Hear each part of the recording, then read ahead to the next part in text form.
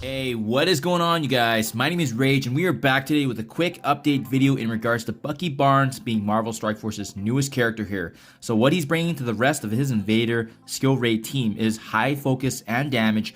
He's really specialized in clearing taunts from the enemy, so we're going to be seeing that ability and ultimate come to fruition, and specifically the raids.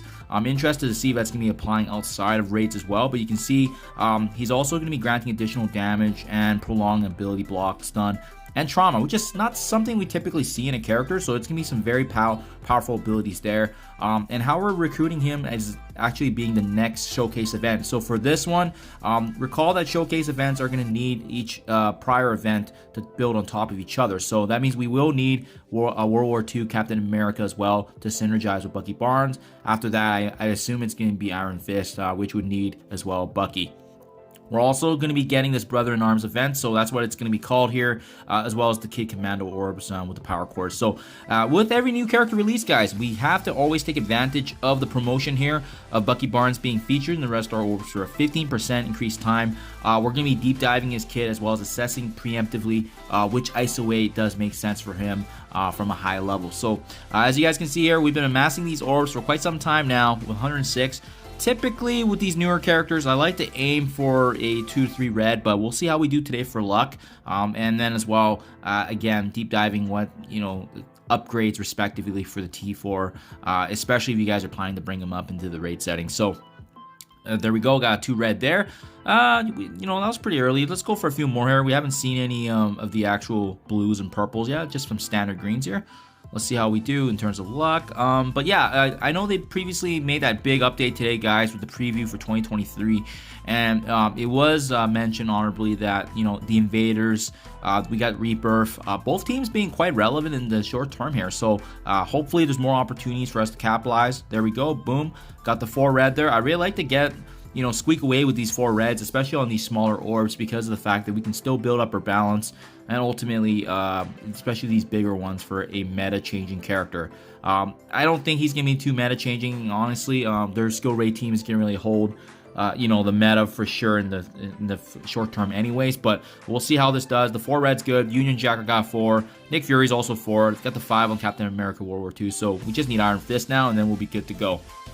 So, starting off, guys, basic ability is Battle Rifle. So he's going to be attacking the primary target for percentage damage. If charged, he's also going to be chaining. As well, if he is charged, he's going to be losing that charge. So then, obviously, afterwards, he doesn't get that ability. As his ability gets leveled up, you can see here, what's more notable is the level 6. I love how this is not a T4, so you can get ultimate value, really, by pushing it to level 6, prolonging all negative effects. However, it does exclude ability block, stun, and trauma outside, it looks like here. So in raid specifically, it's going to be the applicable effect there. So that's really where you're going to be getting the value. It's a very notable ability, and I love how it's a basic ability that does that. So it's going to be very powerful, guys. Anybody that's stun or ability block kind of reminds me of the OG Symbiote Spider-Man special ability, where he can actually extend stuns as well, and ability blocks. The special ability here is called Buckshot, essentially attacking primary target percentage damage for each charge. He's also going to repeat, so kind of similar to his basic attack mechanic. It also ignores stealth, and once again losing the charge for the first attack and each subsequent attack. What's notable about this one now is he's going to be applying offense up here, as you can see, to all invaders, so giving them a little extra juice, additional focus for this attack, clearing taunt, that's the notable effect. In raid specifically, he's going to be applying disruption, and then as well, the offense up is going to be lasting for 2 turns if you T4 with 100% additional damage. So I think this is actually good value right here. That offense up is going to be really necessary to really power through the skill rate nodes. And I think if you're building him as a character for specifically that Invaders raid meta, this T4 is a must-have, especially with the notable increase in damage and offense up the rest of the team. Grand Old Time is his ultimate ability, and similar to the previous two, each charge he's going to be utilizing this against adjacent targets and losing each one following that offense there. In raids, he's going to be clearing taunt again, similar to a special, as well as applying bleed, and this is lasting here up until level 6. So the only thing you're really getting out of this is additional 50% in piercing to primary and secondary targets. To be honest, I think the level 6 is actually pretty good. So so far, special seems to make sense. His basic attack, it's just a notable increase in damage too, so nothing too crazy actually for his kit, so I'm glad I didn't really spend too many red stars on him. He's really just added DPS, nothing crazy.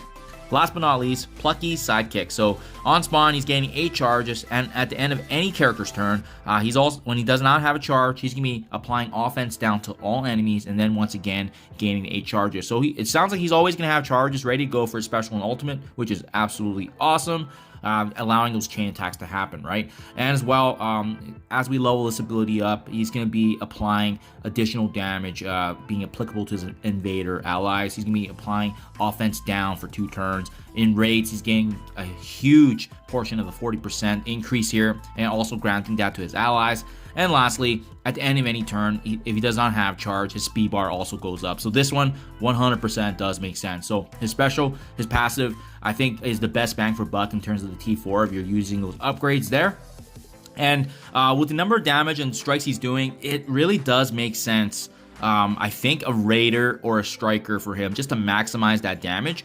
Reason being is because he has the piercing potency here, so having a raider on him, especially with him chain attacking, he's going to be applying vulnerability.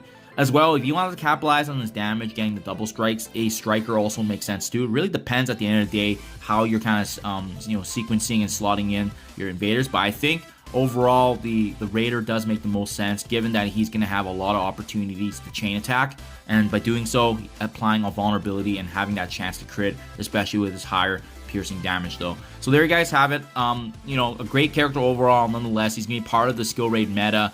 I can see him potentially getting substituted, to be honest, but he does provide a lot of damage passively for his allies and removing a taunt, so really getting away through big buffs if they are going to be standing in their way. Let me know what you guys think in comments below if you agree or disagree. I'm curious what you guys think of his kit overall too. Good luck in your red stars or opening, guys, as well. Thank you as always, and I'll catch you guys in the next one.